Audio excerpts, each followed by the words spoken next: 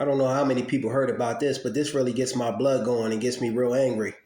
And if you ever need any proof of just how racist and biased the laws are, here's a great example. A black man by the name of Larry Pearson was sentenced to 70 years in historically racist Texas for spitting at cops. He was found guilty of 2 counts of harassment for spitting at officers. Pearson was arrested May 2022 for domestic violence. As he was being transported to jail, Pearson started kicking the officer's car door. When the officers opened the door to tell him to stop, Pearson spit on both of them. And according to media, he kept spitting all the way until he got to jail.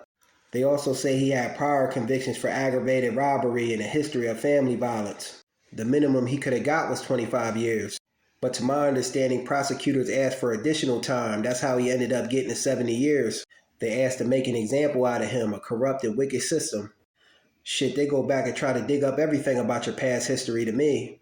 The most insignificant details in hopes of dehumanizing you and making you look like an animal in the eyes of the public.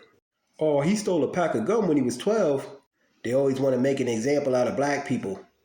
But when it comes to these white mass shooters, they're always brought into custody alive, versus if it be a black mass shooter, they'd be shot dead on the spot. Even these white businessmen that kill their wives over the insurance money, most of the time they get off with about 40 years.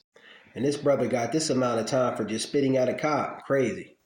And don't give me that about it not being about race in historically racist Texas, where they historically hung black people from trees right and left. Not saying he shouldn't have got any time, maybe a 1 to 2 year sentence. But 70 years is crazy. That's a football number they gave him. And it was most likely only done because he was a black man and they wanted to make an example out of him. But hopefully this brother can work on his case in prison, get an appeal, and maybe get some of that time down though. Peace.